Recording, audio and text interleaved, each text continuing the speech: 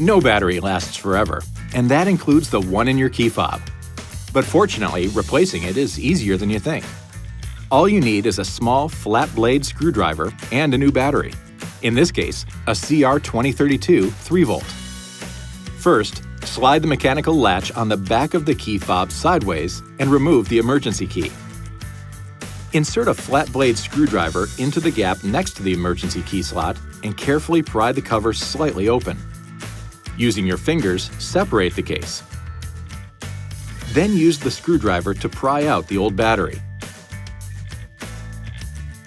Insert a new battery with the positive pole facing down.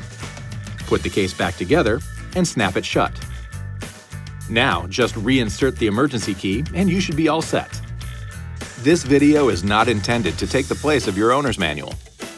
For complete details and other important safety information, please see your owner's information.